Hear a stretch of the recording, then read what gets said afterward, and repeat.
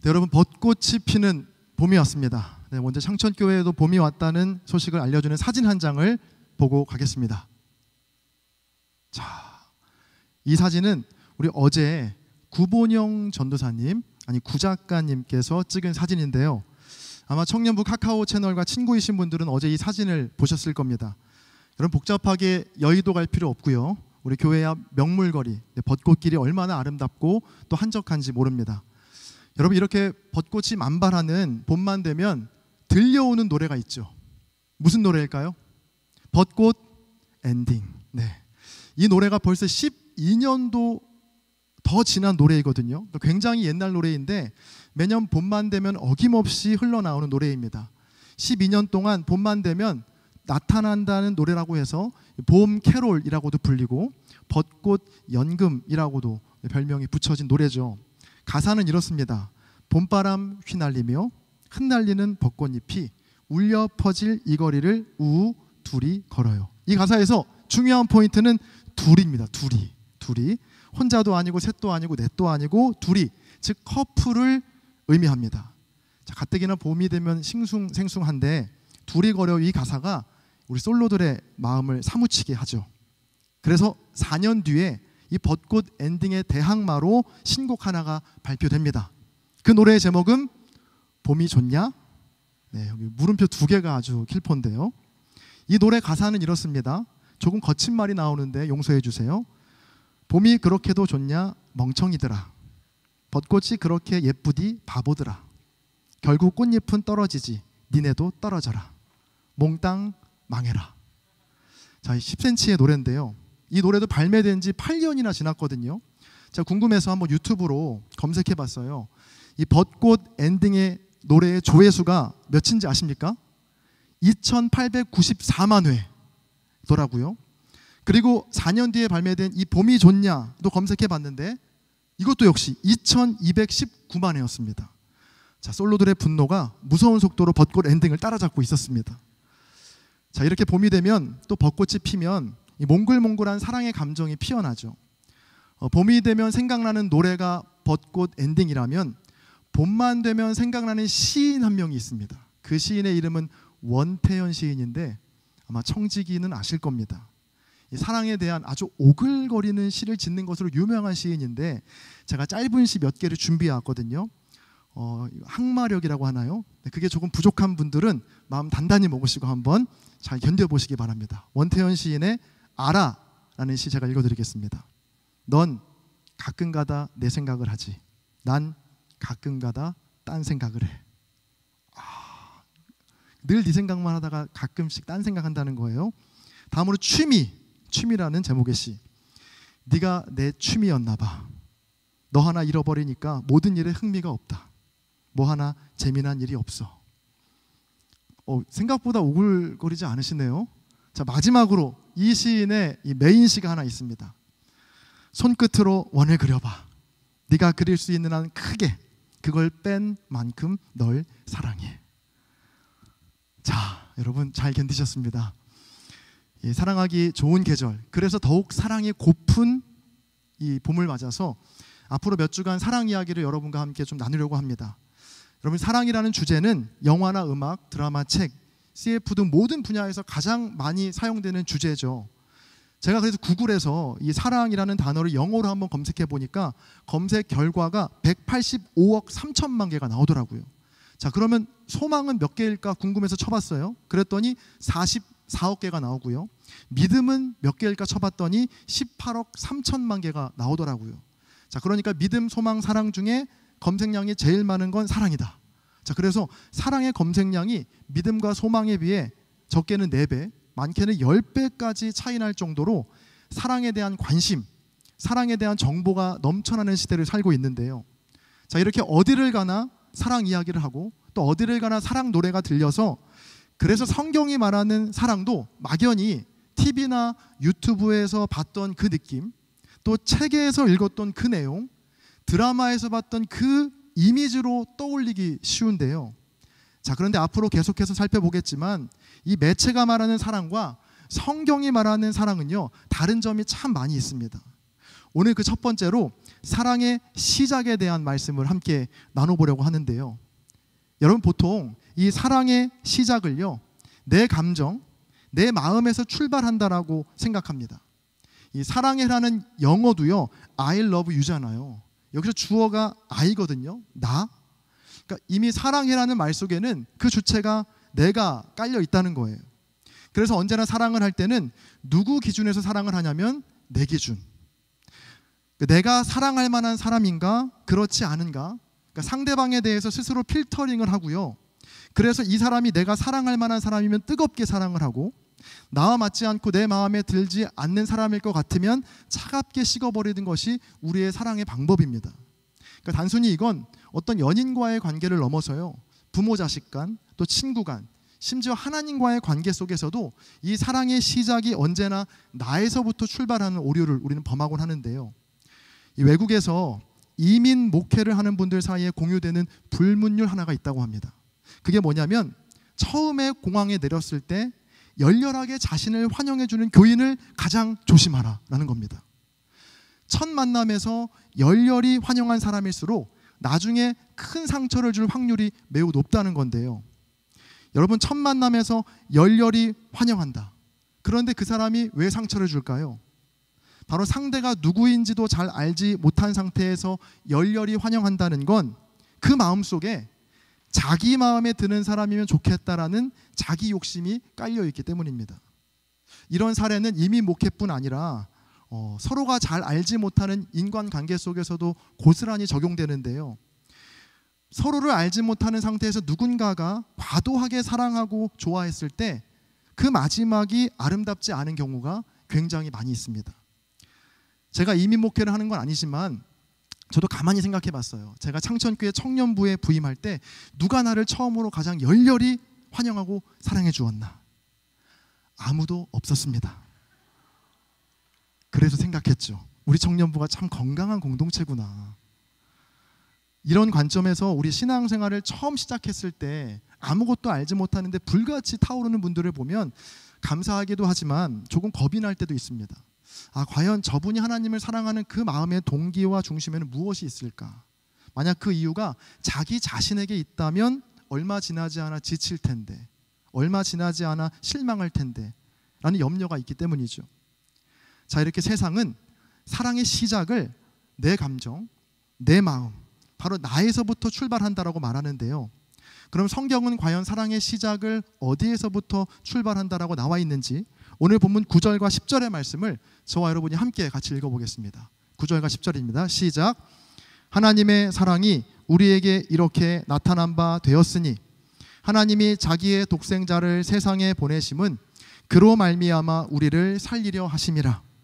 사랑은 여기 있으니 우리가 하나님을 사랑한 것이 아니요 하나님이 우리를 사랑하사 우리 죄를 속하기 위하여 화목제물로 그 아들을 보내셨음이라. 아멘. 말씀에 보면 사랑이 여기 있다. 즉 사랑의 시작이 어디라고 말하고 있죠? 바로 하나님으로부터 그 사랑이 시작되었다라고 성경은 우리에게 말하고 있습니다. 조금 더 풀어 설명하면 하나님께서 우리에게 사랑을 보여주시기 위해 이 땅에 오신 예수 그리스도, 바로 그분으로부터 사랑이 시작되었다라는 겁니다. 자, 그런데 이 예수님의 사랑은요, 우리가 생각하는 것처럼 뭔가 아름답고 로맨틱하고 가슴 뛰는 사랑이 아니라는 것, 우리가 지난 예수 내 것 시리즈를 통해서도 함께 살펴봤는데요. 이 예수님의 사랑은 더 아름다운 것, 더 고귀한 것을 향하는 사랑이 아니라 더 낮은 곳, 더 추한 곳을 향하는 아주 독특한 사랑입니다. 꽃향기 나는 아름다운 꽃길 걸으면서 뭔가 마음이 몽글몽글해지는 그 사랑이 아니라요, 땀 냄새가 배어있는 눈물과 희생의 사랑이 바로 이 예수님의 사랑이라는 겁니다. 또 그 사랑의 마지막은 어땠습니까? 마침내 십자가에서 피 흘려 죽으심으로 그 사랑을 완성하셨죠. 자, 그래서 그리스도인들이 사랑을 말할 땐 바로 이 예수님의 사랑을 말하는 겁니다. 이것이 바로 성경이 말하는 하나님의 사랑, 그 사랑의 시작입니다. 그러니까 매체가 말하는 사랑과 여러분 성경이 말하는 이 사랑, 어떤 차이가 있는지 조금씩 감이 오시죠? 그러니까 사랑의 시작이 다릅니다. 그러니까 나로부터 그 사랑이 시작하는 것이 아니라 하나님으로부터 사랑이 시작됨을 믿는 것이죠.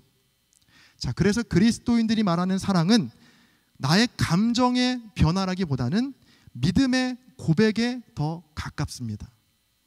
그러니까 내 안에 있는 사랑을 내 감정이 흔들릴 때 주는 것이 아니라 이미 하나님께로부터 그 놀라운 사랑을 받았다라는 믿음으로 그 사랑을 흘려주는 것이기 때문입니다.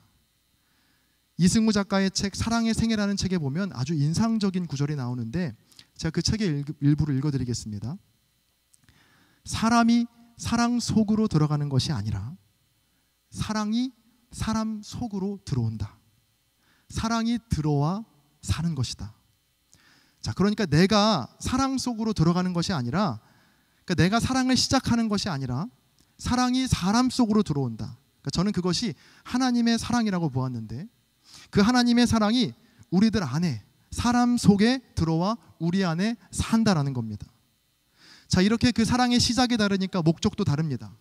이 매체나 세상이 말하는 사랑의 목적은요, 나를 더 빛나게 하고 내가 드러나기 위한 사랑이라면, 하나님의 사랑은 오히려 나보다는 다른 사람을 빛나게 하고 다른 사람을 더 드러나게 하는 것이 바로 이 하나님의 사랑입니다. 예수님을 생각해 보세요. 예수님께서 이 땅에 행하신 그 사랑의 수고를 통해서 예수님 자신이 영광 받으시고 예수님 자신이 드러나셨나요? 아니었습니다. 이 예수님의 사랑으로 빛난 건 바로 저와 여러분, 예수님께서 저와 여러분에게 영원한 생명을 주시기 위해 자기 자신을 철저하게 내어주신 사랑이 바로 예수님의 사랑입니다. 저와 여러분을 그 하나님의 사랑으로 우리를 사랑하셨기 때문이죠. 자, 그럼 여러분에게 질문하겠습니다. 둘 중에 어떤 사랑에 더 호감이 가고 어떤 사랑에 더 끌리십니까? 사랑의 시작도 나, 사랑의 목적도 나인 이 세상과 매체가 말하는 사랑, 그리고 사랑의 시작이 내가 아니라 하나님이고 그 사랑의 목적도 내가 아닌 다른 누군가를 말하는 성경의 사랑. 솔직한 이야기로 이 세상이 말하는 사랑, 전자가 훨씬 더 매력적이고 훨씬 더 끌리죠. 그러니까 뭔가 이 성경이 말하는 사랑은 조금 뭔가 힘들 것 같고 조금 밋밋하고 뭔가 끌리는 게 없어 보입니다. 마치 아무 맛도 나지 않은 생수처럼 말이죠. 여러분도 혹시 탄산음료나 커피 좋아하십니까? 네, 좋아하시죠? 저도 참 좋아하는데 요즘엔 특별히 제로 음료가 나와서 이전보다는 제 몸에 덜 미안해하면서 탄산을 복용하고 있습니다. 저도. 이 사람마다 조금 다르겠지만 보통은요, 맹물, 생수보다는 탄산이나 커피나 주스 등을 더 좋아합니다. 이유는 단순하죠. 왜? 맛있으니까. 그러니까 한번 탄산을 예로 들면요, 일단 탄산을 마실 때 이 목을 관통할 때 느껴지는 그 청량감이 있죠. 그리고 딱 탄산을 마시는 순간 온몸에 당이 퍼져나갈 때 느끼는 뭔가 그 만족감이 있죠.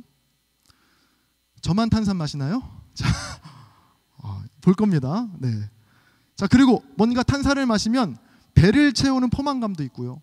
거기서 그치지 않아요. 마지막으로 트림을 통해서 소화가 되었다는 안도감까지. 이 탄산이 주는 이 기쁨과 쾌락은 언제나 놀라운데 이에 반해 맹물이 주는 기쁨은 굉장히 밋밋하거든요. 일단 맛도 없고요, 청량감도 없고 만족감도 없고 포만감도 없습니다. 또 트림이 나오지도 않기 때문에 소화가 된 건가 안 된 건가 헷갈릴 때도 있고요. 여러분, 그런데 우리의 생명과 또한 우리의 삶을 지켜주는 건요, 탄산이나 커피와 같은 음료일까요? 아니면 물일까요? 고민할 것도 없이 물입니다. 생수. 한 기사에 따르면 몸에 수분이 부족할 때 생기는 증상에 대해 이렇게 말합니다. 먼저 몸에 수분이 없으면 침 분비가 줄어들어서 구취가 납니다. 그리고 뇌에 충분한 혈액과 산소 공급이 줄어들어서 이 집중력과 기억력에 저하되고 두통도 생긴다고 그래요. 그리고 또 수분이 부족하면 졸음과 피로가 쏟아지고 또 수분 부족으로 체내 혈액이 뭔가 끈적여지면서 원활한 혈액 공급에 차질이 생깁니다. 그로 인해서 근육 경련까지 일어날 수 있다고 해요. 자, 이럴 때 물을 마셔야 하는데 그런 순간 물이 아닌 탄산이나 커피를 마시면 일시적으로 갈증이 해소되는 듯 하지만 이 탄산이나 커피는 체내에 수분을 공급하는 것이 아니라 오히려 흡수하고 또 빼내거든요. 그래서 앞에서 말씀드린 그 증상이 더욱더 심화된다는 겁니다. 문제는 저를 포함한 여러분 모두가 이 사실을 매우 잘 알고 있습니다. 물이 좋고 탄산이나 음료는 물보다는 좀 안 좋다. 이런 사실을 우리 모두가 다 알고 있거든요. 물이 얼마나 귀하고 좋은지 다 알고 있는데 늘 우리는 물과 탄산, 커피 사이에서 탄산을 많이 선택합니다. 준비를 잘못한 것 같아요. 저만 탄산 좋아하는 것 같고 저만 커피 좋아하는 것 같지만 한번 생각해 주세요. 그냥. 네. 그래서 저는요, 물과 탄산 커피 둘 중에 물을 선택할 때는요, 언제나 저의 강력한 의지를 쓰거든요. 의지를 갖고 선택하지 않으면 우리의 생각과 마음, 아닙니다, 저의 생각과 마음은 늘 탄산과 커피만을 쫓아 살거든요. 세상이 말하는 사랑이 탄산과 커피나 주스라면 이 성경이 말하는 사랑은 생수, 즉 맹물과 같습니다. 내 감정과 내 느낌대로 나를 빛나게 하는 그 사랑을 택할 때는요, 얼마나 청량감과 만족감, 포만감, 또 쾌락이 따라오는지 모릅니다. 자, 그러나 예수님의 사랑을 믿고 그 사랑을 실천하려고 하면 밋밋하고요, 재미도 없고 힘이 듭니다. 또 어떤 때는 아무런 만족이나 느낌이 없을 때도 많이 있습니다. 그러니까 특별한 의지를 갖지 않으면 언제나 맹물보다는 탄산과 커피를 선택하듯이 우리의 감정도요, 언제나 세상의 사랑으로 이미 기울어져 있다는 겁니다. 그래서 사랑을요, 내 감정의 변화라고만 생각하면 우리는 결코 성경이 말하는 사랑에 도전할 수 없습니다. 내 감정과 또 내 기분은 언제나 세상이 말하는 사랑으로 이미 많이 기울어져 있기 때문입니다. 자, 그러나 사랑을 감정의 변화가 아니라 믿음의 고백이라고 생각한다면 우리는 예수님의 사랑에 우리도 도전할 수 있습니다. 비록 지금 당장은 그 사랑이 나를 즐겁게 하진 않지만, 지금 당장 나를 만족하게 하진 않지만 믿음으로 선택하는 것이죠. 예수님의 그 사랑이 솔직히 내 안에 지금 잘 느껴지지 않고 와닿지 않더라도 믿음으로 이 모든 사랑이 나를 위한 사랑이었다는 것을 한번 고백해 보는 거예요. 그러니까 십자가에 달려 죽으신 그 예수님이 어느 누구도 아닌 나를 위한 사랑이었다. 그 사랑이 이미 내 안에 들어와 있다. 그 사랑이 내 안에 살고 있다. 그래서 나도 그 사랑을 실천할 수 있다 라고 믿음의 고백을 해보는 겁니다. 예수님의 사랑을 믿고 실천한다는 건요, 마치 매일 생수를 마시는 것과 같습니다. 탄산과 커피나 다른 주스처럼 내 마음이 끌리거나 즐겁거나 자연스럽지 않거든요. 수천 년 전에 기록된 이 예수님이 날 위해 죽기까지 사랑하셨다 라는 이 하나님의 말씀보다는 며칠 전 만난 남친과 여친의 죽을 만큼 덜 사랑해, 이 말이 더 믿어지고 더 끌리는 게 우리의 연약함이거든요. 여러분, 그럴 때마다 한번 탄산과 생수를 생각해 보시기 바랍니다. 물론 탄산이나 커피나 주스 같은 것도 다 우리 삶에 필요하지만 그건 생수가 전제되었을 때의 이야기입니다. 생수가 없으면, 예수님의 사랑이 우리 안에 먼저 없으면 탄산도 커피도 무슨 소용이 있겠습니까? 저와 여러분 모두 이 사랑의 계절인 이 봄에 세상과 매체가 말하는 나를 위한 사랑이 아니라 성경이 말하는 생수의 사랑, 생수의 근원 되시는 그 예수님의 사랑을 한번 배우고 그 사랑에 도전할 수 있는 저와 여러분 되시기를 주님의 이름으로 간절히 축복합니다. 자, 그래서 고민해봤어요. 어떻게 하면 이 생수의 근원 되시는 예수님의 사랑을 실천할 수 있을까? 한번 고민해봤거든요. 두 가지 생각해봤어요. 첫 번째 실천사항은요, 생수 마시기입니다.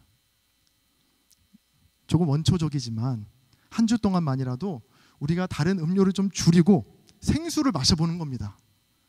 그러니까 하루에 이 커피나 탄산을 예를 들어 한 3-4잔 드시는 분이 있다면 절반으로 줄이고요, 그 줄인 횟수만큼 한번 생수에 도전해보는 겁니다. 저만 해볼게요. 네. 여러분들이 이미 물만 마시는 분 같은데 어디 한번 탄산 걸리기만 해보세요. 커피랑. 자, 저도 고민하다가 저 나름대로 생각해봤어요. 제가 일주일 동안 하루에 탄산 혹은 커피 둘 중에 하나, 딱 한 잔. 그리고 나머지는 생수를 마시기로 한번 제가 결심해 봤습니다. 그래서 오늘 아침에 커피를 아주 많이 마시고 왔어요. 다음 주부터 못 마시니까. 이렇게 생수 마시기 한번 같이 실천해 보면 좋겠고요. 그 생수 마시면서 생각해 보는 거죠. 생수의 근원 대신 예수님의 사랑, 좀 밋밋하고 조금 뭔가 자극적이지 않지만 이게 나를 살리는 물이다. 이 사랑이 나를 살린다라는 생각으로. 두 번째 실천 사항은요, 이겁니다. 있다고 치고 사랑해 보기. 자, 근데 이거를요 오해하시면 안 돼요. 상대방이 나에게 관심이 있다고 치고 사랑 고백해 보자, 이거 절대 아니고요. 무슨 말이냐면 이미 시작하신 그 하나님의 사랑이 내 안에 있다라고 치고, 내 안에 그 사랑이 이미 살고 있다라는 믿음으로 그 하나님의 사랑으로 먼저 한번 실천해 보는 겁니다. 그러니까 그 사랑이 내 안에 있다고 치고 그 사랑으로 한번 행해 보는 거예요. 예를 드리겠습니다. 최근 한 달간 이대부중 방과 후 교육 봉사 광고가 쭉 나갔었죠. 왜 한 달이나 광고했을까요? 모집 신청자가 없기 때문입니다. 한 달 동안 쭉 지금 광고 중인데요. 물론 어렵고 조금 부담스러운 사역이라는 거 충분히 공감합니다. 4월부터 7월까지 매주 수요일 오후 3시간씩 봉사하는 거, 그것도 중학생 아이들과 함께 한다는 거 쉽지 않죠. 하나님의 사랑이 있어야만 가능한 일이라 생각합니다. 그래서 여러분 중에 관심은 조금 있지만 자신이 없어서 내 안에 그런 사랑이 없을 것 같아서 주저하시는 분이 계셨다면 여러분 있다고 치고 한번 도전해 보시고 한번 지원해 보시기를 강력하게 부탁드립니다. 내 힘으로 감당할 수 없지만 그 하나님의 그 사랑이 내 안에 있다라고 생각하고 있다고 치고 그 사랑에 도전할 때 이미 내 안에 들어와 계신 그 하나님의 사랑을 발견하게 되고 마주하게 되는 은혜를 경험하게 될 줄로 믿습니다. 그러니까 매주가 아니어도 괜찮습니다. 가능한 시간, 가능한 일정에 여러분 한번 꼭 도전해 보시기를 추천드립니다. 또 이대분육뿐 아니라 오늘 광고에 나간 예배 도우미, 또 새가족 도우미, 또 아이조아 축제 지원 교사까지 나의 어떤 이기적인 사랑으로는 엄두가 나지 않을 일들에 여러분 꼭 있다고 치고 한번 도전해 보세요. 내가 느끼지 못할 뿐이지 그 사랑은 이미 우리 안에 이전부터 들어와 있기 때문입니다. 두 가지 도전 말씀드렸어요. 생수 마시기, 그리고 있다고 치고 사랑해 보기. 여러분, 우리가 그 사랑에 한번 도전해 볼 때 우리 안에 이미 들어와 계셨던 그 위대하고 놀라운 사랑을 마주하는 은혜를 꼭 경험하게 될 줄로 믿습니다. 이 사랑은 도전한 자만이 발견할 수 있습니다. 여러분, 그 사랑에 도전하시고 또 그 사랑에 감격하시는 우리 모든 청년 공동체, 또한 산부예배 모든 성도님들 다 되시기를 주님의 이름으로 간절히 축원합니다. 어디로든 떠나고 싶은 이 봄에 우리 예배 자리에 함께한 여러분 모두에게 하나님의 특별한 은혜가 함께하시기를 주님의 이름으로 간절히 축복합니다.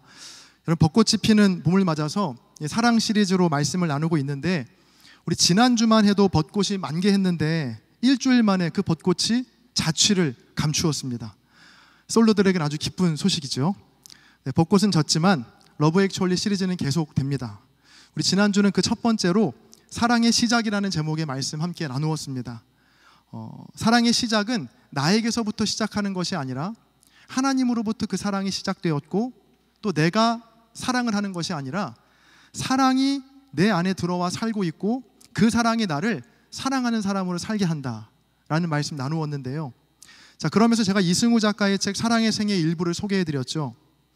사람이 사랑 속으로 들어가는 것이 아니라 사랑이 사람 속으로 들어온다. 사랑이 들어와 사는 것이다. 지난주 실천사항으로 두 가지를 나누었습니다. 생수 마시기와 있다고 치고 사랑해 보기, 두 가지 실천사항 나눴는데 생각보다 정말 많은 분들이 기억하고 동참해 주셔서 솔직히 조금 감동했습니다. 오늘도 실천사항이 있는데 바라기는 가능하면 누적으로 지난주 실천사항을 계속 이어가면서 오늘의 실천사항도 함께 더해지면 어떨까 생각해 봤습니다.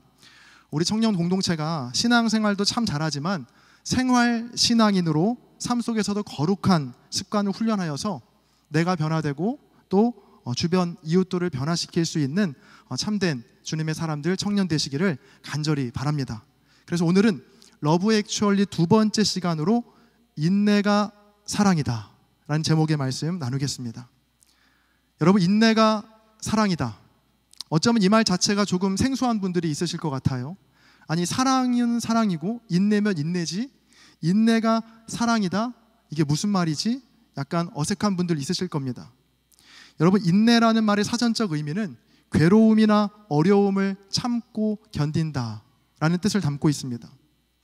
여러분, 보통 사랑은요, 뭘로 시작하냐면 자극으로 시작합니다. 서로를 볼 때 심쿵하고 온몸의 전기가 짜릿하고 마치 카메라의 아웃포커싱처럼 그 사람만 보이고 주변이 뿌옇게 보이고 또 그 사람만 광채가 나는 경험, 이런 자극, 여러분 겪어보신 적이 아무도 없는 것처럼 그런 표정으로 저를 보시지만 아마 있으실 겁니다. 한 번쯤은. 여러분, 이처럼 사랑의 시작에는요, 무엇이 필요하냐면 자극이 필요합니다. 아무런 자극도 없는 상대와 결코 사랑을 시작할 수 없겠죠. 자, 그런데 일단 그렇게 사랑이 시작되면요, 그 사랑을 지속시키는 힘은 자극이 아니라 인내입니다.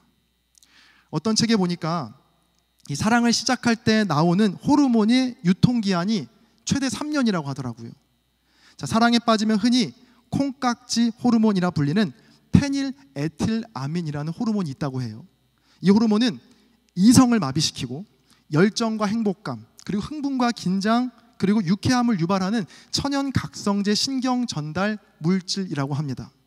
자, 이 호르몬에는 마약의 주성분인 암페타민 성분이 있어서요, 마치 구름에 올라탄 기분을 느낀다고 합니다. 자, 그래서 웬만해서는 피로감도 느끼지 못하고요, 또 사랑에 푹 빠져 살게 하는 호르몬입니다. 우리 연애 초기에 많이 해본 놀이가 있죠. 서로의 집 데려다 주기. 이거 해보셨죠? 남자가 여자의 집에 데려다 주면 다시 여자가 내가 데려다 줄게. 남자 집으로 갑니다. 다시 아니야, 너무 늦었어, 내가 데려다 줄게. 여자 집 갑니다. 남자 집 갑니다.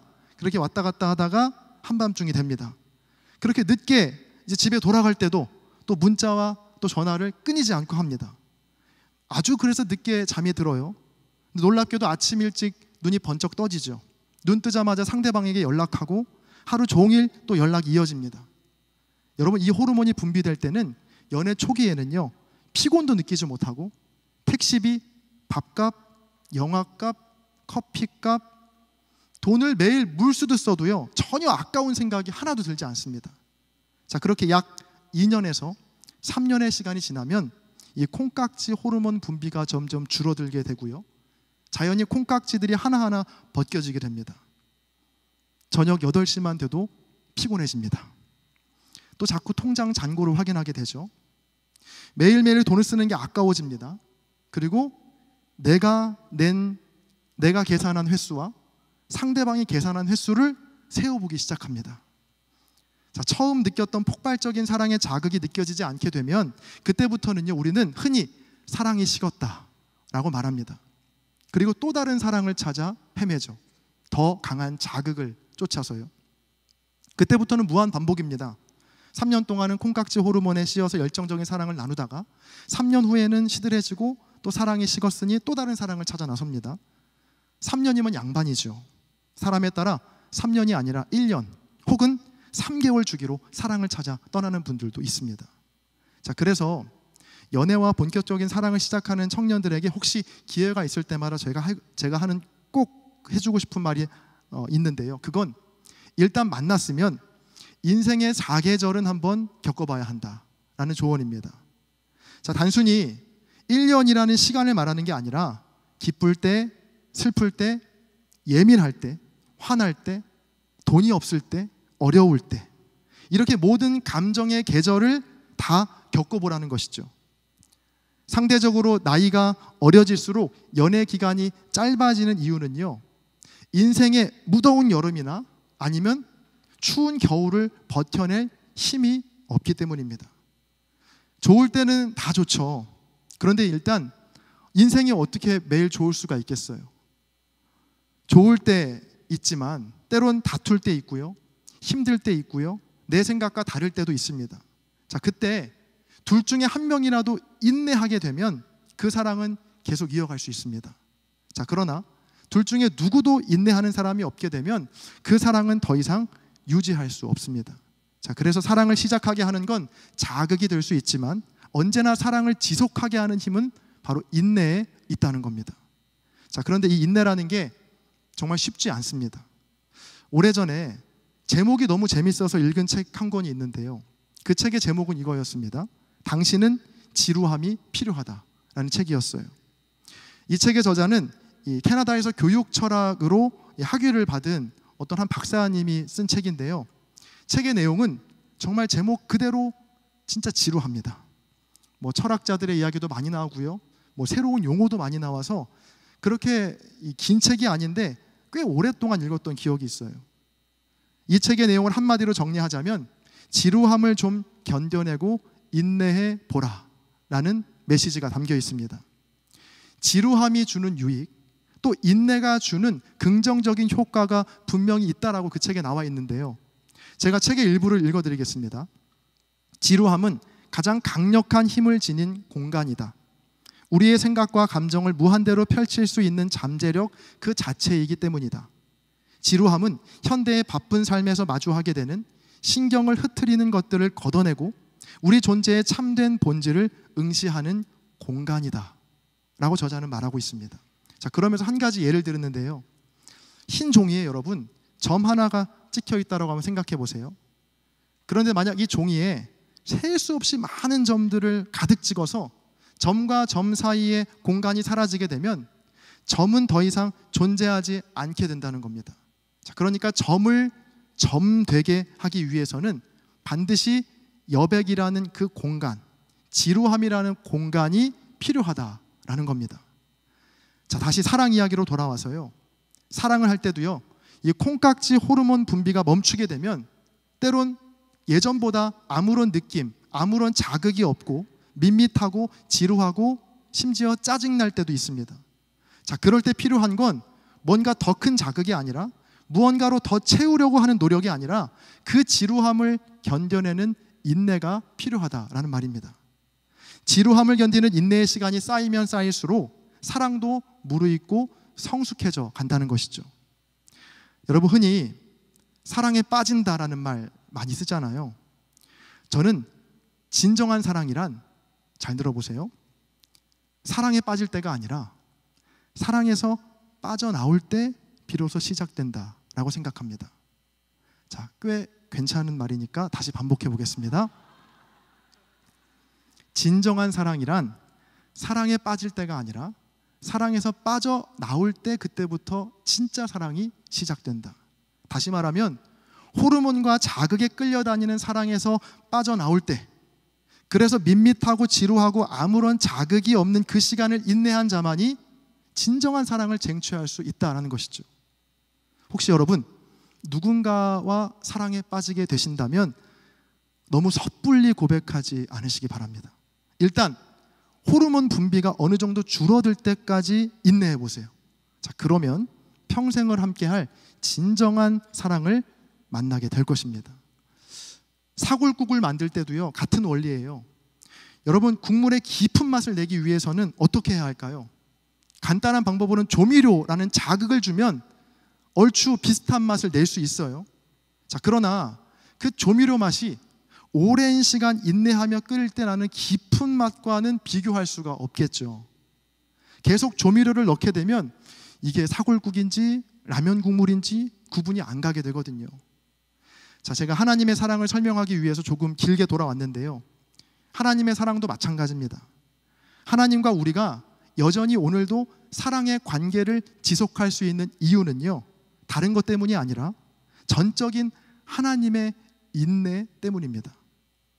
우리를 향한 하나님의 인내가 크고 깊고 또 길기 때문에 오늘도 우리는 여전히 하나님과의 사랑의 관계가 유지되고 있다는 겁니다. 만약 하나님께서 인내하지 않으시고요, 우리가 잘못된 행동을 할 때마다, 죄된 마음을 품을 때마다 즉각 하나님이 반응하신다면 여러분 이 중에 하나님의 사랑을 받을 자가 누가 있겠습니까? 아무도 없을 겁니다. 로마서 3장 25절의 말씀을 제가 읽겠습니다. 이 예수를 하나님이 그의 피로써 믿음으로 말미암는 화목 제물로 세우셨으니 이는 하나님께서 길이 참으시는 중에 전에 지은 죄를 간과하심으로 자기의 의로우심을 나타내려 하심이니. 이어서 오늘 읽었던 베드로후서 3장 9절의 말씀을 저와 여러분이 한 번 더 같이 읽어보겠습니다. 함께 읽습니다. 시작. 주의 약속은 어떤 이들이 더디다고 생각하는 것 같이 더딘 것이 아니라 오직 주께서는 너희를 대하여 오래 참으사 아무도 멸망하지 아니하고 다 회개하기에 이르기를 원하시느니라. 아멘. 여러분, 길이 참으시고 늘 언제나 우리에게 다시 기회를 주시는 하나님의 사랑을 믿고 또 신뢰하시기를 바랍니다. 하나님의 사랑이 때로는 내 삶과 내 피부에 매일매일 와닿지 않더라도요, 그 사랑이 내게 특별한 자극을 주지 않더라도 아무 일이 없는 그 지루한 시간들이 실은 하나님께서 우리에 대하여 길이 참으시는 인내의 사랑의 또 하나의 증거임을 여러분 기억하시고 그 사랑 신뢰하시고 붙드시기 바랍니다. 예배를 드리는데 뭔가 짜릿한 느낌이나 콧등이 시큰해지는 그 감동이 느껴지지 않더라도 그래도 여전히 하나님은 저와 여러분을 사랑하십니다. 자극만을 쫓아 헤매는 것이 아니라 지루함과 밋밋함의 시간을 인내함으로 더 깊고 더 높고 더 큰 차원의 하나님의 사랑을 경험할 수 있게 되기를 주님의 이름으로 간절히 축복합니다. 자, 그런데 문제가 있습니다. 하나님은 이렇게 우리를 대하여는 길이 참으시고 또 오래 참으시는 인내의 사랑을 지금도 여전히 보여주시는데 우리는 하나님에 대하여 또 사람에 대하여 인내하지 못한다는 겁니다. 우리는 매사에 너무나 조급합니다. 저도 마찬가지고요. 지루함을 잠시도 견뎌내지를 못합니다. 자, 이렇게 지루함을 견디지 못하는 우리에게 그 지루함을 순삭해주는, 지루함을 없애주는 최대의 발명품이 바로 스마트폰이죠. 버스에서도, 지하철에서도, 교회에서도 잠시 동안의 지루함, 잠시 동안의 틈, 그것들을 견디지 못해서 얼마나 많은 사람들이 하루 종일 스마트폰을 붙들고 살아갑니까? 자, 그렇다고 뭔가 그것으로 대단한 일을 하는 것도 아니에요. 인스타 갔다가, 틱톡 갔다가, 카톡 갔다가, 게임 갔다가 그렇게 반복하는 일들이 굉장히 우리 삶에 많이 나타나죠. 자, 물론 이 스마트폰이 우리 삶에 주는 편리함과 유익이 분명히 있습니다. 자, 그러나 이 스마트폰이 우리에게 빼앗아간 것 중에 가장 결정적인 것을 꼽으라고 한다면 저는 인내라고 말하고 싶어요. 자, 예전에는, 여기에서 예전이라 하면 카카오톡이 만들어지기 전입니다. 그 예전에는 핸드폰으로 문자를 보내도요, 답장을 기다리는 시간이 있었습니다. 또 인터넷을 하기 위해서는 컴퓨터가 있는 곳에 갈 때까지 기다리고 참아내야 하는 수고로움이 있었고요. 또 더 시간을 돌려서 핸드폰마저 귀한 시절에는 친구한테 전화할 때 집 전화로 친구 집에 전화해서 안녕하세요, 저 누구누구 친구인데 누구 있나요? 하고 그 친구를 기다리는 수고도 있었습니다. 자, 그런데 스마트폰이 생기고 나서 모든 것이 사라졌죠. 그러한 지루함이 없어졌습니다. 뭐든지 핸드폰 하나로 다 빠르게 가능해졌습니다. 게임, 연락, 인터넷, 영상, 손가락 하나에 모든 것이 빨리빨리 진행이 됩니다. 자, 그래서 신앙생활도 마치 이 스마트폰 다루듯이 내가 원하는 대로, 내가 원하는 시간에 모든 것이 다 해결되어야 한다라고 착각하기 쉽습니다. 자, 그러다 보니까 우리의 사랑의 깊이도 너무나 얕아졌다는 것이죠. 지루함과 인내를 통해 얻게 되는 이 고귀한 사랑이 아니라 자극과 호르몬에 끌려가는 그 사랑에 머물러 있다는 겁니다. 자, 그럼 어떻게 하면 우리는 이 호르몬과 자극을 쫓는 얕은 사랑에서 벗어날 수 있을까요? 어떻게 하면 깊고 넓고 호흡이 긴 그 하나님의 인내의 사랑을 배우고 훈련할 수 있을까요? 자, 지금부터 이번 주에 실천사항이 발표가 됩니다. 그건 뭐냐면 바로 3초 사랑입니다. 아니, 목사님, 언제는 빨리 사랑에 빠지지 말라고 했으면서 3초 사랑이라니요.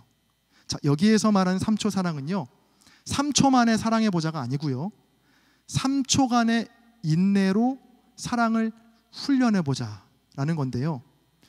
인터넷에 떠도는 글 중에, 이 작자미상의 글 중에서 3초만 기다려보자 라는 인터넷 글이 있어요.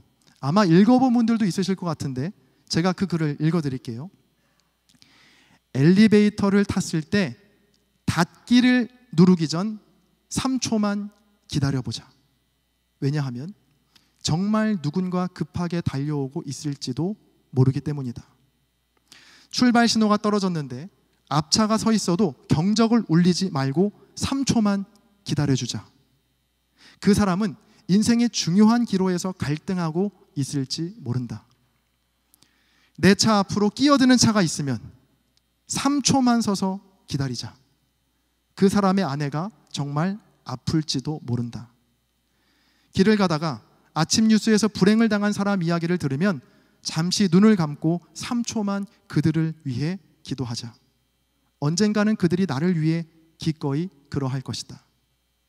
또 정말 화가 나서 참을 수 없을 때라도 3초만 고개를 들어 하늘을 보자. 내가 화낼 일이 보잘것없지는 않은가. 차창으로 고개를 내밀다가 한 아이와 눈이 마주칠 때 3초만 그 아이에게 손을 흔들어 주자. 그 아이가 크면 분명 내 아이에게도 그리할 것이다. 죄 짓고 감옥 가는 사람을 볼 때 욕하기 전 3초만 생각하자. 내가 그 사람의 환경이었더라면 어떻게 되었을까? 자, 저는 여기에 하나를 더 추가해서요, 이렇게 만들어 봤어요. 아침에 일어날 때, 저녁에 잠이 들 때 3초만 속원들을 위해 기도해보자. 아픔과 상처로 그 3초의 기도도 힘겨워하는 속원이 있을지도 모르기 때문이다. 말씀을 정리하겠습니다. 여러분, 인내가 사랑입니다. 인내를 통해서만 얻어지는 사랑이 있습니다. 저는 하나님의 인내를 생각할 때마다 얼마나 감사한지 모릅니다. 우리가 하나님께 잘하면 얼마나 잘하겠습니까? 자, 솔직히 말해서 우리가 하나님께 얼마나 버릇없게 대할 때가 많이 있어요. 자, 그럼에도 우리가 이렇게 여전히 예배하고 기도할 수 있는 이유는 뭘까요? 내가 약속을 잘 지켜서, 내가 믿음이 좋아서, 물론 그럴 수도 있겠지만 더 큰 이유는 하나님께서 오늘도 나에 대하여 인내하시고 참아주시고 다시 기회를 주시기 때문입니다. 여러분, 이러한 인내의 소중함을 모두가 다 깨닫고 우리가 사람들을 만날 때도 또 하나님을 대할 때도 인내로서 그 사랑을 한번 드러내 보시기를 바랍니다. 3초 사랑 기억해 보세요. 섣불리 말하거나 행동하기 전에 3초만 인내하며 그 사랑을 훈련해 보는 겁니다. 또 매일 아침에 일어나서 또 잠이 들 때마다 딱 3초만 속원들을 위해서도 한번 기도해 보시기 바랍니다. 인생의 여러 어려움으로 그 짧은 3초의 기도도 버거워하는 속원이 있을 수 있기 때문입니다. 자, 그렇게 3초의 사랑, 3초의 인내가 점점 쌓여갈 때 우리 공동체가 길이 참으시고 기다려주시는 그 하나님의 깊고 길고 풍성한 사랑이 넘쳐나는 진정한 사랑의 공동체가 될 줄로 믿습니다. 우리 함께 기도하시겠습니다. 여러분, 사랑하기 좋은 계절 봄을 맞아서 러브 액츄얼리 시리즈로 함께 말씀을 나누고 있습니다. 우리 첫 번째 말씀의 제목은 사랑의 시작이었죠. 이 사랑의 시작은 부족한 나에게서가 아니라 완전하신 하나님으로부터 그 사랑이 시작되었고 이미 그 사랑이 우리 안에 있어서 사랑이 우리를 일하게 한다라는 말씀 나누었습니다. 자, 그래서 실천사항 그때 두 가지 나눴는데요. 첫 번째 실천사항은 하나님의 사랑을 닮은 생수 마시기였고요. 두 번째 실천사항은 내 안에 하나님의 사랑이 살고 있다 치고 한번 사랑해보기라는 실천사항 나누었습니다. 그리고 두 번째 말씀의 제목은 인내가 사랑이다 였죠. 그러니까 누군가와 사랑에 빠질 때는 그 사랑의 시작은 호르몬과 자극이면 충분하지만 그 사랑을 끝까지 이어가기 위해서는 호르몬도 아니고 자극도 아니고 인내가 필요하다라고 했습니다. 그 말씀 나누면서 작자미상의 글 3초만 기다려보자라는 글 소개해드렸는데 제가 그 글을 오늘 한 번 더 가져와 봤습니다. 그때 2주 전에 들었지만 다시 한번 읽어드리겠습니다. 3초만 기다려보자. 엘리베이터를 탔을 때 닫기를 누르기 전 3초만 기다려보자. 정말 누군가 급하게 달려오고 있는지도 모른다. 출발 신호가 떨어졌는데 앞차가 서 있어도 경적을 울리지 말고 3초만 기다려주자. 그 사람은 인생의 중요한 기로에서 갈등하고 있을지 모른다. 내 차 앞으로 끼어드는 차가 있으면 3초만 서서 기다리자. 그 사람의 아내가 정말 아플지 모른다. 길을 가다가 아침 뉴스에서 불행을 당한 사람 이야기를 들으면 잠시 눈을 감고 3초만 그들을 위해 기도하자. 언젠가는 그들이 나를 위해 기꺼이 그리할 것이다. 정말 화가 나서 참을 수 없을 때라도 3초만 고개를 들고 하늘을 보자. 내가 화낼 일이 보잘것없지는 않은가. 차창으로 고개를 내밀다가 한 아이와 눈이 마주칠 때 3초만 그 아이에게 손을 흔들어 주자. 그 아이가 크면 분명 내 아이에게도 그리할 것이다. 죄짓고 감옥 가는 사람들을 볼 때 욕하기 전 3초만 생각하자. 내가 그 사람의 환경이었더라면 어떻게 되었을까? 자, 2주 전에 이 글을 나누고요. 3초의 인내로 한번 사랑을 훈련해보자 라고 여러분과 함께 나누었습니다. 여러분 어떻게 그 3초 사랑 한번 도전해 보셨는지요? 해보신 분들은 느끼셨겠지만 여러분 3초를 인내한다는 게 생각보다 정말 쉬운 일이 아닙니다. 오랜 시간도 아니고 딱 3초인데도 이 3초가 얼마나 길고 또 힘들게 느껴지는지 모릅니다. 3초를 우리가 인내하는 건 고사하고 3초를 서두르는데 급급한 게 바로 우리의 민낯이거든요. 여러분 한번 진지하게 돌아보죠. 우리는 엘리베이터를 탔을 때 누군가 급하게 뛰어올 그 누군가를 위해 3초를 기다리나요? 아니면 혹시라도 누가 따라올까 봐 타자마자 닫힌 버튼을 막 계속 수차례 누르지 않나요? 또 운전을 할 때 어떤가요? 신호대기 중에 출발 신호가 떨어지면 3초가 아니라 0.03초만 지나도 경적을 울리기에 바쁘지 않습니까? 또 내 차 앞으로 누군가가 어떤 차가 끼어 들어오려고 하면 길을 쓰고 자리 내주지 않으려고 살금살금 차를 앞으로 움직여서 끼어들 틈을 주지 않으려고 하지는 않습니까? 저는 왜 이렇게 이런 걸 잘 알고 있을까요? 네. 여러분 그런데 재밌는 건요, 이 똑같은 상황에서요 대상만 바뀌면 3초가 어렵지 않고요 너무나 쉬워지는 마법과 같은 일이 벌어집니다. 예를 들어서 여러분이 엘리베이터를 탔을 때 달려오는 사람이 내 가족이라면, 내가 정말 좋아하는 친구라면 3초가 아니라 3분도 기다릴 수 있습니다. 맞죠? 또 내 앞에 있는 차가 내 가족의 차이거나 내 직장 상사의 차면 3초 정도 늦게 출발한다고 경적 절대 누르지 않습니다. 만약 제가 담임 목사님 차를 뒤쫓고 있는데 앞에서 운전하시는 목사님 차가 신호가 바뀌었는데도 움직이지 않는다, 제가 빵빵 거리겠습니까? 절대 안 그러죠. 뒷차가 경적을 울릴지언정 저는 절대로 경적을 울리지 않고 기다립니다. 왜냐하면 제 앞차가 담임 목사님의 차이기 때문입니다. 또 그리고 TV에서 내가 아는 사람이 어려운 일을 당했다라는 소식을 뉴스를 통해 접하게 되면 3초만 기다리겠습니까? 아니죠. 3분, 30분, 아니 3시간이라도 그를 위해 기도할 것이고 또 아무리 먼 거리라도 찾아가서 직접 위로를 전할 겁니다. 여러분 상황은 똑같습니다. 그러나 그 대상이 내 가족이냐 아니냐, 내가 아는 사람이냐 모르는 사람이냐, 내가 좋아하는 사람이냐 싫어하는 사람이냐에 따라서 반응이 완전히 달라진다는 겁니다. 똑같은 상황이지만 어떤 사람에게는 단 3초를 쓰는 것도 아까워하기도 하고요, 똑같은 상황이지만 또 어떤 사람에게는 3분 아니 3시간을 쓰는 것도 전혀 아깝지 않다는 것이죠. 자, 오늘은 그 세 번째 시간으로 예의가 사랑이다 라는 제목의 말씀 여러분과 함께 나누려고 합니다. 여러분 먼저 사랑을 두 종류로 나눌 수 있거든요. 어떤 사랑이 있냐면 되는 사랑이 있고요, 하는 사랑이 있습니다. 아니 되는 사랑은 뭐고 하는 사랑은 뭐야? 간단히 설명하면 이렇습니다. 오랜 기간 참고 기다리는 것이 자동적으로 되는 건요 그냥 되는 사랑입니다. 반면에 단 3초라도 쓰고 싶지 않은 사람을 위해 힘쓰고 애써서 의지적으로 해야 하는 사랑이 바로 하는 사랑입니다. 자, 먼저 되는 사랑이 뭔지 한번 조금 더 풀어서 설명해 드릴게요.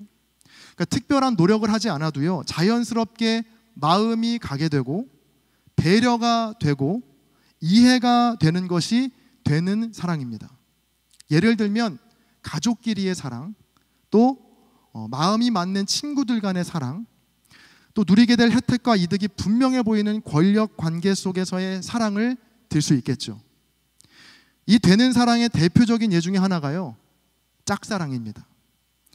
여러분 짝사랑은요 내가 그 사람을 사랑해야겠다라는 생각을 하기도 전에 그냥 사랑하게 되는 게 짝사랑입니다. 그러니까 굳이 노력하지 않고 애쓰지 않아도 그냥 어느 순간 사랑하게 되는 겁니다. 그리고 아버지의 사랑, 또 어머니의 사랑도 마찬가지죠. 내가 자식을 꼭 사랑해야겠어, 사랑해야지, 뭔가 애써 노력하거나 힘쓰지 않아도요, 조건 없이 사랑하게 되는 것이 바로 이 되는 사랑입니다. 이 되는 사랑은 심지어 동물에게서도 나타날 수 있습니다. 연체동물 중에 문어가 있습니다. 문어. 이 문어는 산란기가 되면 2만 개에서 10만 개의 알을 낳는다고 해요. 자, 그리고 그 알을 보호하기 위해서 알을 감싸 안는데 엄마 문어가 그 알을 품은 상태로 30일에서 길게는 90일까지 먹지도 않고 자지도 않고 알을 보호한다고 합니다. 새끼 문어들은 엄마 문어의 빨판을 통해서 영양분을 공급받지만 정작 엄마 문어는요, 아무것도 먹지 않고요, 새끼들이 부화할 때까지 자기의 다리를 먹어가며 그 생명을 간신히 유지한다고 합니다. 그리고 새끼들이 안전하게 다 부화하게 되면 엄마 문어는 더 이상 살지 못하고 죽음을 맞이하게 된다고 하죠. 여러분, 문어의 모성애가 대단하지 않습니까? 어떻게 보면 사람보다 더 나은 면도 있는 것 같아요. 자, 이렇게 되는 사랑은 사람뿐 아니라 동물에게서도 발견할 수 있는 사랑인데요, 그와는 반대로 하는 사랑, 해야 하는 사랑은 전혀 다릅니다. 하는 사랑은 이 되는 사랑과는 다르게 각별한 노력과 애씀이 필요하기 때문이죠. 오늘 함께 읽은 요한복음 13장은요 예수님의 고별사입니다. 그러니까 예수님께서 십자가를 지시기 전에 제자들과 마지막 만찬, 즉 최후의 만찬을 하시면서 하신 말씀이 바로 오늘 요한복음 13장입니다. 그래서 복음서에 있는 모든 예수님의 말씀이 다 중요하고 귀중하지만 이 예수님의 마지막 고별사인 요한복음 13장은 그 중에서도 정말로 중요한 말씀이라고 볼 수 있습니다. 그 중요하고 긴박한 순간 예수님께서 제자들에게 하신 말씀은요, 어떤 말씀이었냐면 서로 사랑하라였습니다. 자, 본문 34절을 우리가 함께 같이 읽어보겠습니다. 함께 읽겠습니다. 시작. 새 계명을 너희에게 주노니 서로 사랑하라. 내가 너희를 사랑한 것 같이 너희도 서로 사랑하라. 아멘. 그리고 이어지는 35절은 이 사랑이 얼마나 중요한 것인지 또 한 번 강조하고 계신데요, 35절을 제가 읽겠습니다. 너희가 서로 사랑하면 이로써 모든 사람이 너희가 내 제자인 줄, 예수의 제자인 줄 알리라. 자, 주님의 제자냐 제자가 아니냐를 가름하는 기준이 바로 이 사랑하기에 달려있다는 말씀입니다. 자, 그렇다면 주님이 말씀하시는 이 사랑이 어떤 사랑인지가 정말로 중요하겠죠. 짧게 생각해도 앞에서 말했던 되는 사랑은 아닐 겁니다. 자, 만약 그렇다면 문어도 주님의 반열에 오를 수 있거든요. 깊이 생각하지 않아도 뭔가 본능에 따라 자연스럽게 되는 사랑, 동물들도 할 수 있는 그런 되는 사랑을 주님께서 마지막 순간에 새 계명으로 우리에게 주시진 않았겠죠. 자, 본능에 충실한 사랑은 큰 노력하지 않아도 이미 자연스럽게 되는 사랑이기 때문에 굳이 주님께서 해야 한다라고 재차 마지막 순간에 강조할 필요는 없거든요. 자, 그럼 주님께서 마지막 순간까지도 반드시 우리에게 해야 한다라고 말씀하신 이 사랑은 어떤 사랑일까? 바로 하는 사랑입니다. 저절로 되는 사랑이 아니라 나의 의지를 쓰지 않으면, 내 온 관심을 기울이지 않으면 절대 할 수 없는 하는 사랑을 명령하신 건데요, 그 사랑이 구체적으로 어떤 사랑인지는요, 오늘 함께 읽은 요한복음 13장 전체를 통해서 좀 더 선명하고 구체적으로 알 수 있어요.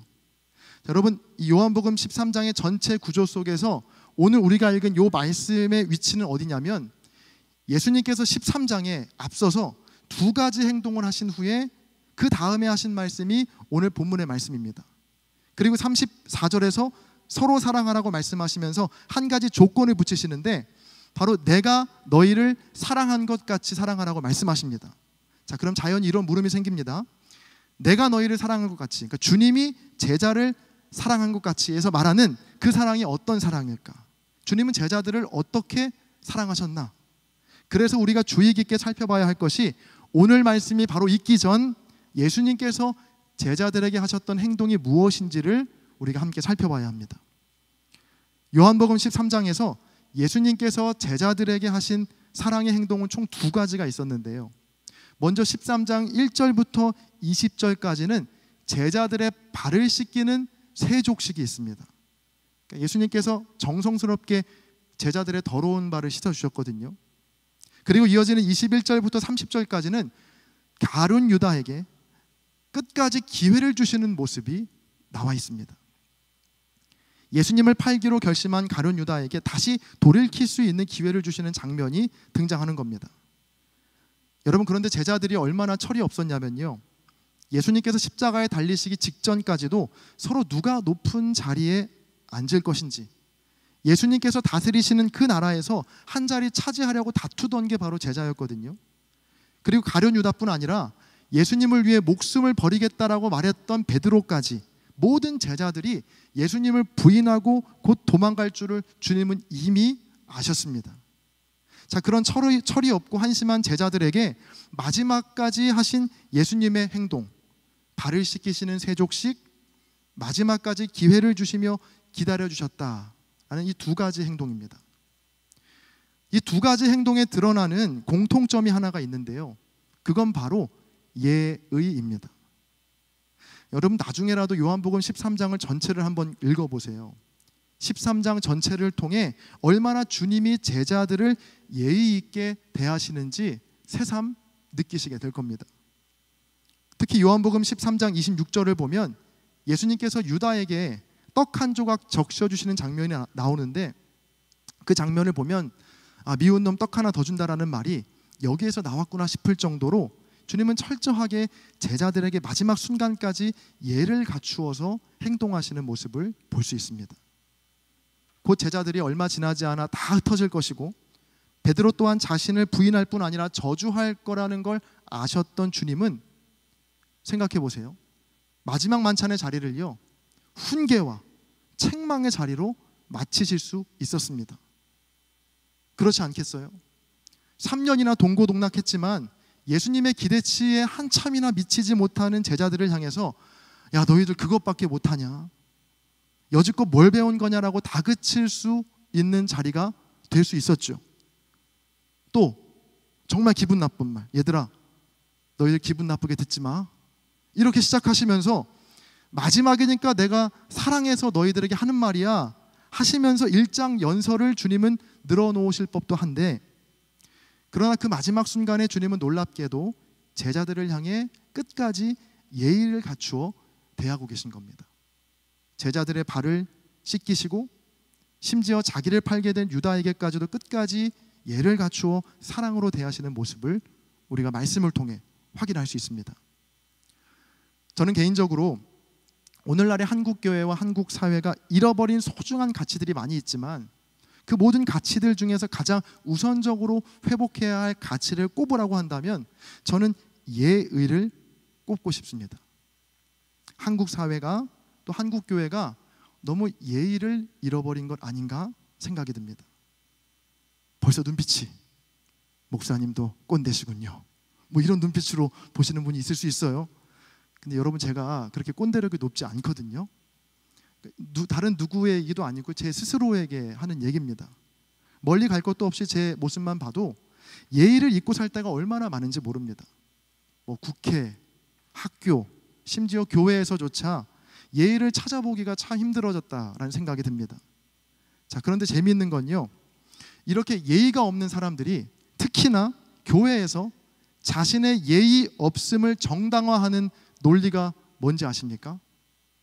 사랑입니다.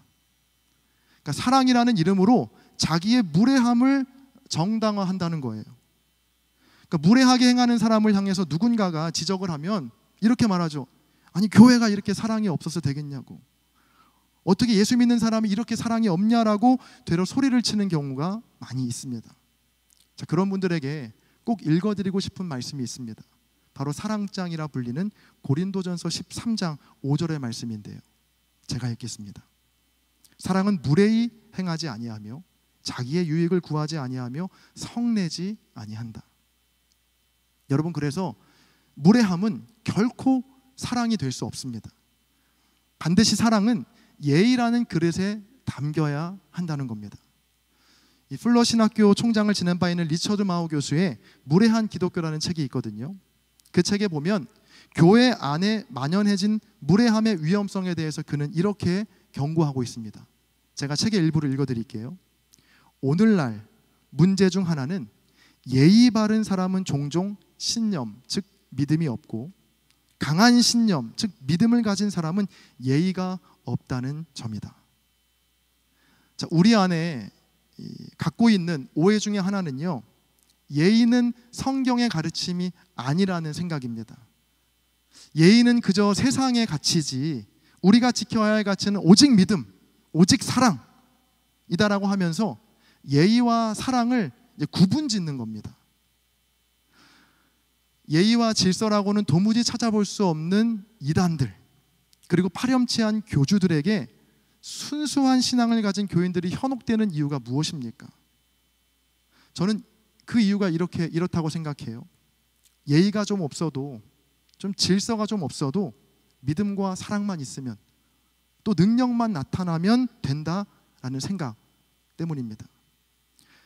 강단에서 말씀을 전하면서 입에 담지도 못할 욕설과 음담 패설을 퍼붓는데도 아멘, 아멘 하면서 좋아하는 것도 같은 이유라고 생각합니다. 혹시 보신 분이 있을지 모르겠어요. 2018년도에 그것이 알고 싶다라는 프로그램에서 과천에 있는 은혜로 교회라는 교회의 신옥주 씨에 대한 보도가 있었던 적이 있습니다. 이분이 목사라고는 하는데 저는 목사라는 이름이 어울리지 않다고 생각해서 씨라고 붙이겠습니다. 이 신옥주 씨는요, 유튜브에서 아주 유명한 분이셨어요. 그분이 주로 전하는 메시지는 기존 교회들과 기존에 있던 기도원들을 마구 비판하면서 이제 유명세를 타기 시작했거든요. 당시에 2018년도, 17년도, 16년도 당시에 그분의 유튜브 설교의 조회수가 한 편당 기본 3만 뷰는 넘었으니까 굉장히 유명한 사람이었죠. 그러니까 중간 내용은 생략하고 이 신옥주 씨가 예배 시간에 하는 아주 중요한 의식이 하나가 있었습니다. 그건 뭐냐면 타작마당이라는 의식이었습니다. 타작마당. 그러니까 이건 누가복음에서 예수님께서 타작마당에서 알곡과 쭉정이를 가르신다라는 말씀을 근거로 가져와서 뭘 했냐면 예배 시간에 성도들을 무참하게 타작했습니다. 때렸다는 거예요. 타작을 하는 이유는 바로 사랑이었죠. 사랑하니까, 너희들이 지옥으로 가는 걸 볼 수 없으니까 내가 타작한다라는 이유였습니다. 더 참담한 건 부모 자식 간에 서로 타작을 시킨다는 겁니다. 부모가 울면서 자식을 폭행하고요, 또 자식이 부모를 때립니다. 근데 그 프로그램 보신 분들 아시겠지만 때리는 강도가 어마어마합니다. 고개가 휘청이고요, 또 목이 흔들릴 정도로 마구 서로 세게 때립니다. 이 모든 것이 예배 안에 이루어진 일이었습니다. 다행히도 여러 비리에 연루된 신옥주 씨는 2019년 법원에서 징역 7년형의 판결을 받고 현재는 감옥에서 복역 중에 있습니다. 제가 그 당시에 그 프로그램을 보면서 얼마나 분노가 치밀었는지 몰라요. 더 답답했던 건 그를 따르는 성도들이 한두 명이 아니었다는 사실입니다. 강단에서 그럴듯하게 설교를 하고 뭔가 신비한 능력이 있어 보였기 때문에 많은 사람들이 그를 쫓았습니다.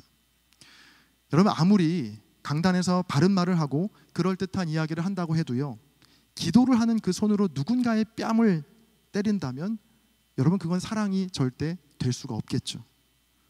설사 그가 병든 자를 치료하고 놀라운 기적들을 마구 일으킨다고 해도 그건 하나님의 역사가 절대 아닐 겁니다. 그는 그의 폭력적인 그 행위를 사랑이라고 일관되게 포장하고 있거든요. 완벽한 거짓말이죠. 왜냐하면 오늘 말씀의 제목처럼 바로 예의가 사랑이기 때문입니다. 예의가 없는 건, 무례한 건 결코 사랑이 아니고 그냥 폭력일 뿐입니다. 여러분, 그래서 주님의 사랑은요, 반드시 예의와 질서라는 그릇 속에 담겨야 한다는 사실을 여러분 반드시 머릿속에 또 가슴속에 꼭 기억하시기를 바랍니다. 이건요, 부부나 연인, 가족과 친구 같은 이 되는 사랑의 관계에서도 똑같이 적용됩니다. 아무리 가까워도 서로 예의를 갖추지 않으면 그건 사랑이 아니라 폭력일 뿐이거든요. 오늘 본문에 나오는 예수님의 모습을 보세요. 마지막이고 너무 답답하셔서 얼마든지 사랑이라는 이름으로 포장해서 제자들을 함부로 대하실 수 있었지만 주님은 그렇게 하지 않으셨거든요. 발을 씻기시고 끝까지 기다려주시고 사랑하셨습니다. 그리고 말씀하시죠. 새 계명을 너희에게 주노니 서로 사랑하라. 내가 너희를 이렇게 사랑한 것 같이 너희도 서로 사랑하라. 너희가 서로 사랑하면 이로써 모든 사람이 너희가 내 제자인 줄 알리라. 제가 정말 좋아하는 신약 구절 중에 하나가 고린도전서 14장 40절 말씀이거든요. 그 말씀은 이렇습니다. 모든 것을 품위 있게 하고 질서 있게 하라. 이 말씀은 각종 은사와 놀라운 기적과 같은 일들로 가득했던 고린도 교회를 향해서 너희들 딱 하나 빠진 게 있는데 그게 뭐냐면 바로 사랑이야 라고 하면서 나온 말씀이 바로 고린도전서 14장 40절입니다. 모든 것을 품위 있고 질서 있게 하라. 자, 품위와 질서, 즉 예의가 바로 사랑이다 라는 말씀이죠. 여러분, 저는 우리 창천교회 청년부 공동체가 주님의 사랑으로 가득한 사랑의 공동체가 되기를 간절히 바라고 소망합니다. 여러분도 그러시죠? 그런 바람이 있으시죠? 그런데 기억해야 할 건 주님의 사랑은 반드시 예의와 질서 속에서 이루어져야 한다는 겁니다. 사랑이라는 이름으로 무질서와 무례함을 포장하는 어리석음을 우리 모두가 다 버리고 예의를 갖춘 품위 있고 질서 있는 주님의 사랑이 가득한 우리 창천교회 청년부 공동체가 되기를 주님의 이름으로 간절히 소망합니다. 여러분이 나중에라도 어느 공동체에 속하든 또 어떤 사람을 만나든 그 공동체와 사람들이 아무리 나를 사랑한다라고 속삭이고 아름다운 말로 포장한다고 해도요, 그 안에 품위와 질서, 예의가 없다면 여러분 미련 없이 그 공동체, 그 사람을 떠나셔야 합니다. 예의가 빠진 사랑은 그저 예쁘게 포장된 폭력에 불과하기 때문입니다. 그렇다면 품위 있고 질서 있는 이 예의가 담긴 사랑은 우리가 어떻게 행할 수 있을까요? 어렵지 않습니다. 아까 3초 사랑처럼 엘리베이터 앞에서 혹시나 달려올 사람을 위해 기다려주는 3초, 또 화가 나고 분노가 치미는 상황에서 상대의 입장에서 한번 생각해 볼 수 있는 3초, 내 마음에 들지 않는 상황과 사람 앞에서 주님 앞에서 내 모습도 저럴 수 있겠구나 라고 자기를 돌아볼 줄 아는 3초, 나와 마음이 맞고 친한 소수의 사람들에게만이 아니라 오늘 처음 만나는 사람, 그리고 생각할수록 밉고 꼴도 보기 싫은 그 사람들에게조차도 예의를 갖추어 끝까지 사랑을 힘써 행함으로 주님을 기쁘시게 하는 참된 주님의 제자가 되시기를 간절히 축복합니다.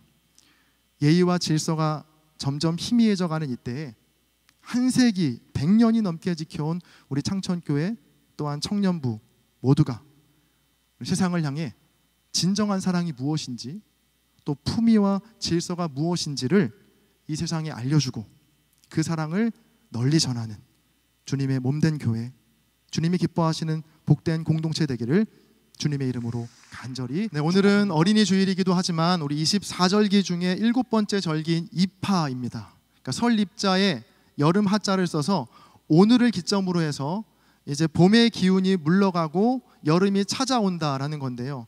그런 의미에서 이 봄을 맞이하며 준비했던 러브 액츄얼리 시리즈 설교도 오늘이 마지막입니다. 이제 봄이 갔으니까 우리 그동안 나눴던 말씀을 짧게 복습하면요, 먼저 첫 번째로 요한일서 4장의 말씀을 중심으로 우리가 사랑의 시작은 부족한 나에게서가 아니라 완전하신 하나님으로부터 시작되었음을 나누었습니다.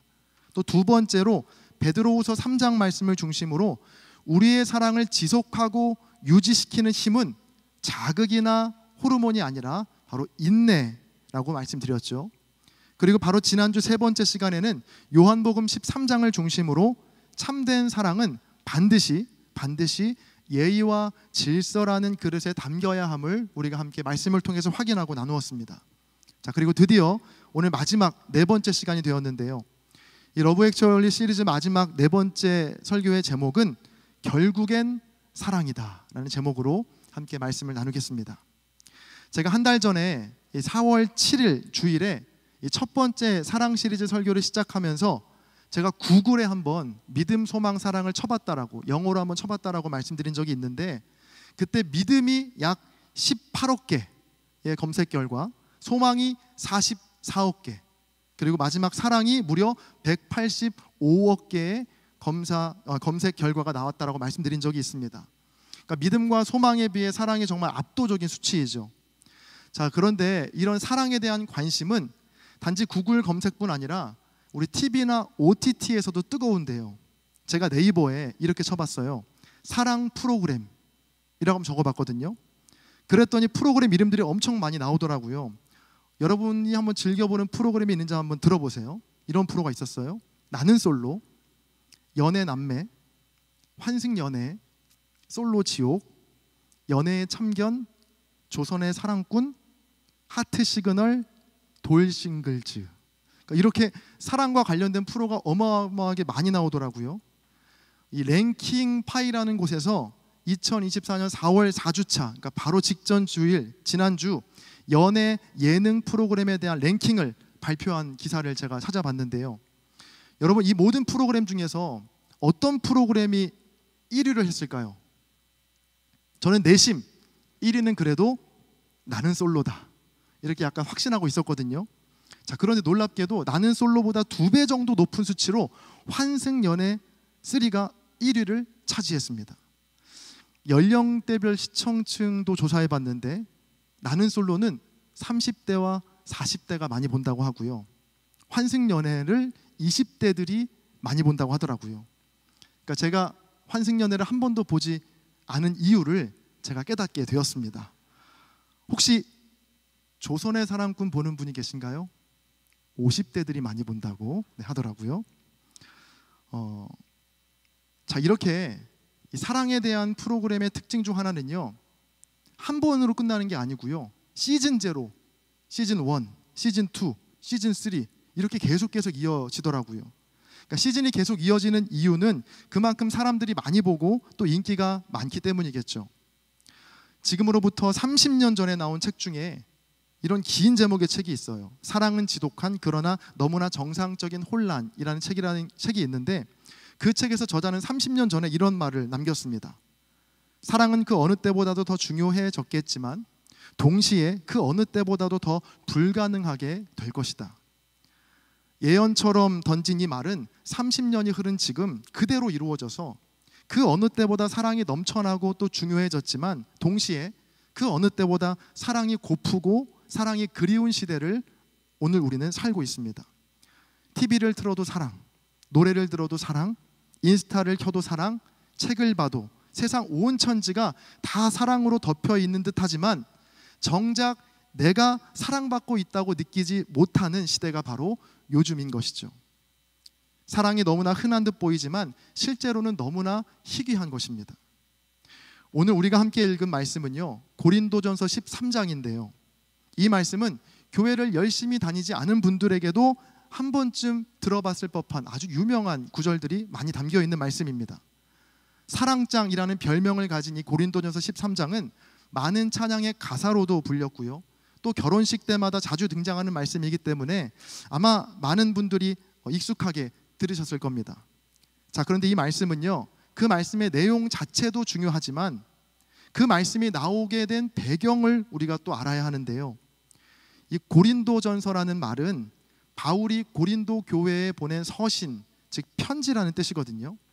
자, 그런데 여기에서 고린도 교회라는 건 뭐 창천교회와 같은 어떤 특정한 교회 이름이 아니라 고린도 지역에 있는 교회들을 뜻합니다. 자, 그런데 이 당시에 이 고린도 교회들은요, 겉으로 보기에 전혀 문제가 없어 보이는 교회들이었습니다.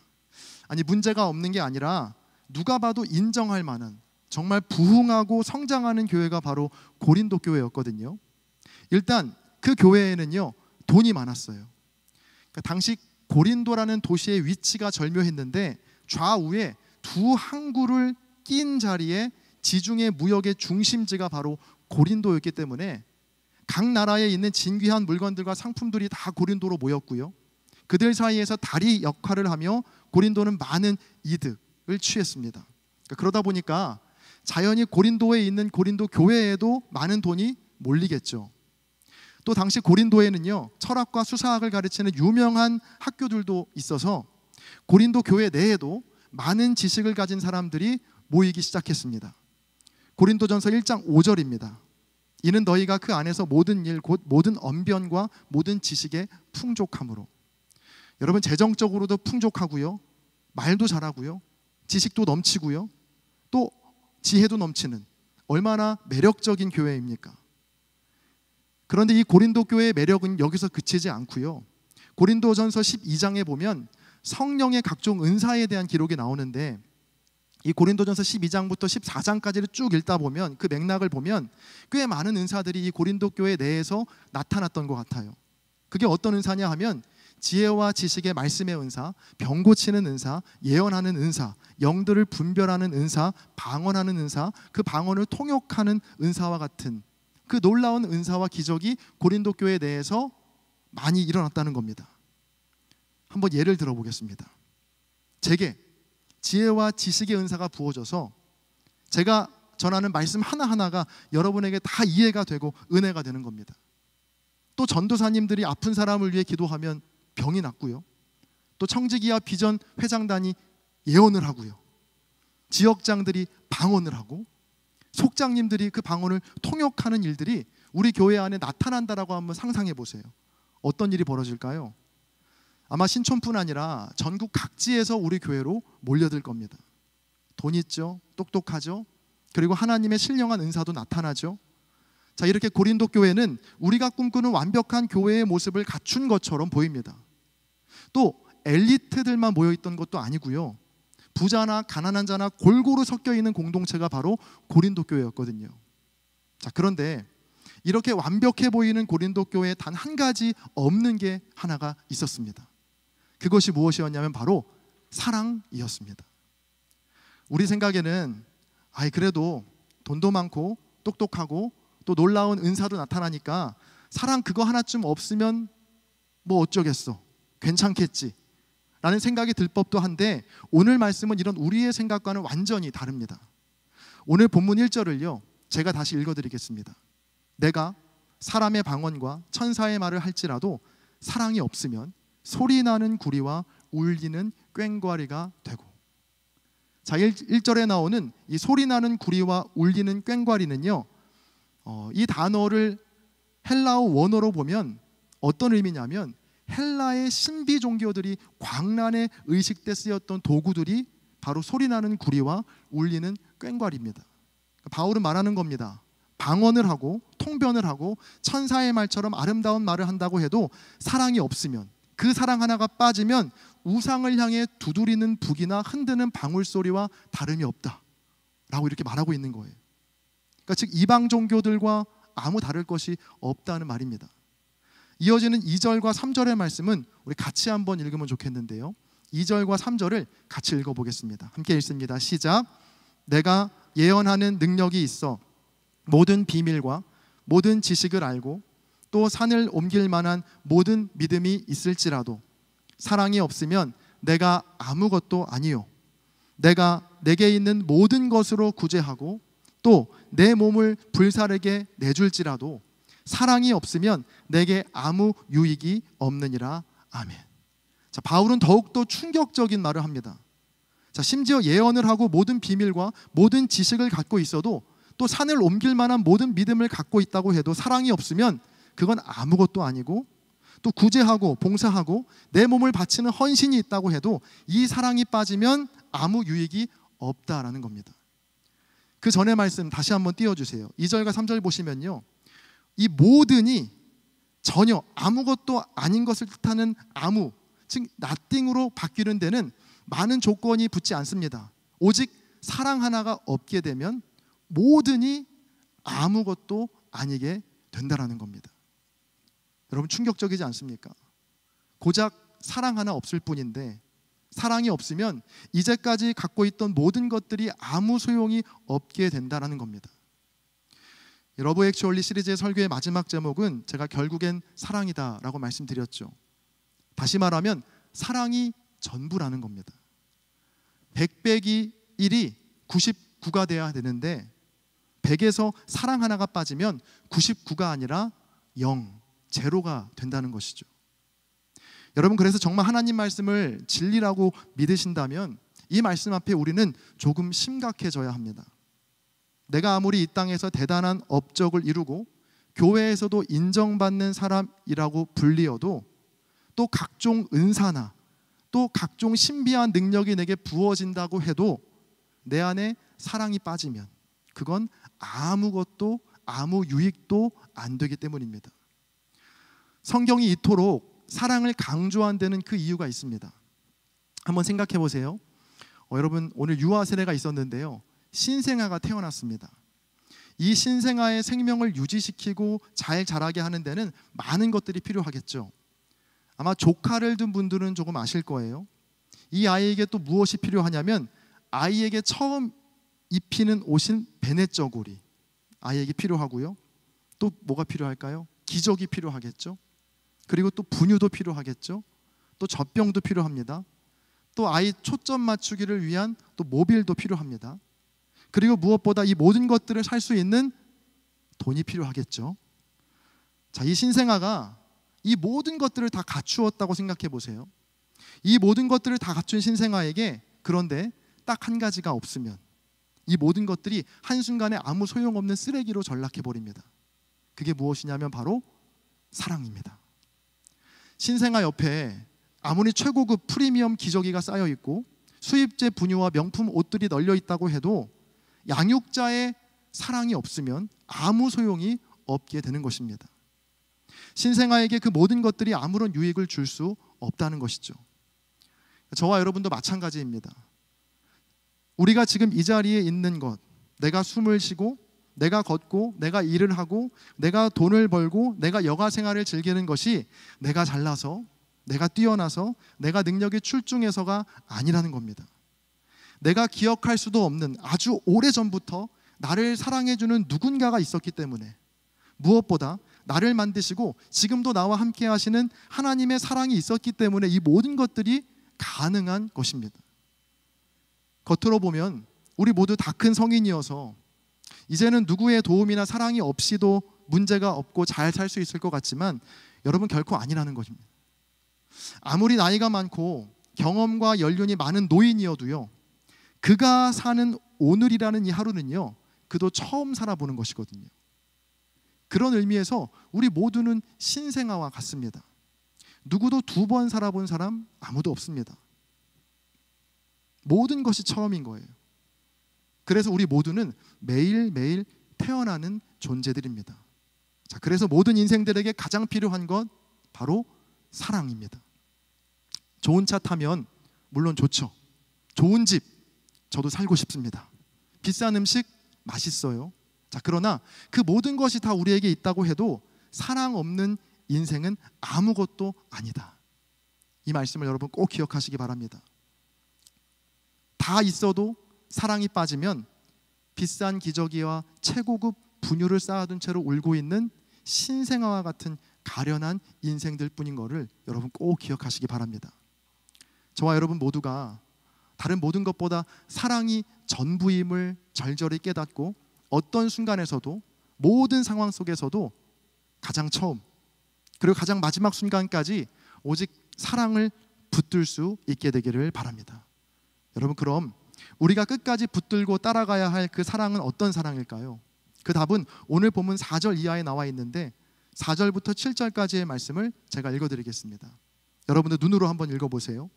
사랑은 오래 참고 사랑은 온유하며 시기하지 아니하며 사랑은 자랑하지 아니하며 교만하지 아니하며 무례히 행하지 아니하며 자기의 유익을 구하지 아니하며 성내지 아니하며 악한 것을 생각하지 아니하며 불의를 기뻐하지 아니하며 진리와 함께 기뻐하고 모든 것을 참으며 모든 것을 믿으며 모든 것을 바라며 모든 것을 견디느니라.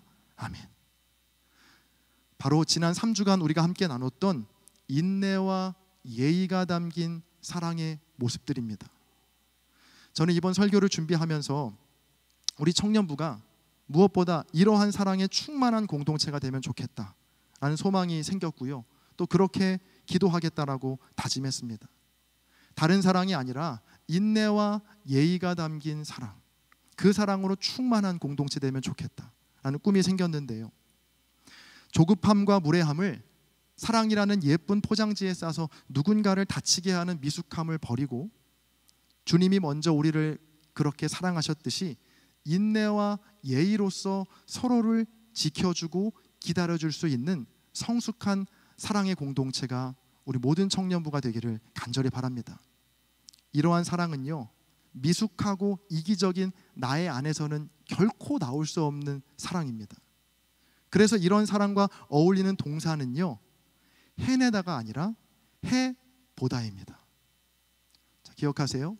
사랑과 어울리는 동사는 그래서 해내다가 아니라 해보다입니다. 어떤 뉘앙스인지는 대충 감이 오실 거예요.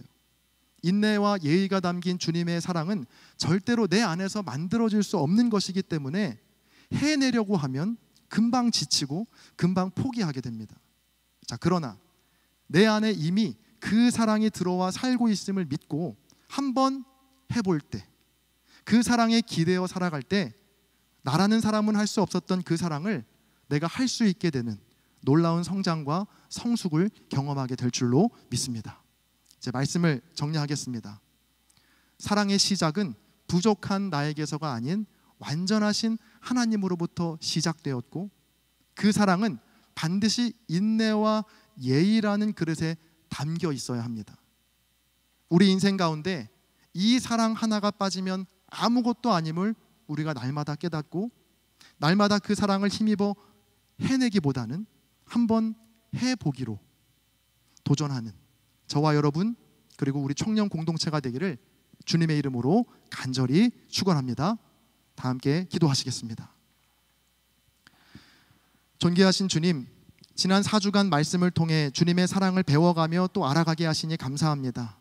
이미 그 사랑이 내 안에 오래전부터 살고 있었음을 깨닫고 인내와 예의가 담긴 주님의 사랑에 도전해 볼 수 있는 용기를 우리 모두에게 불어넣어 주옵소서.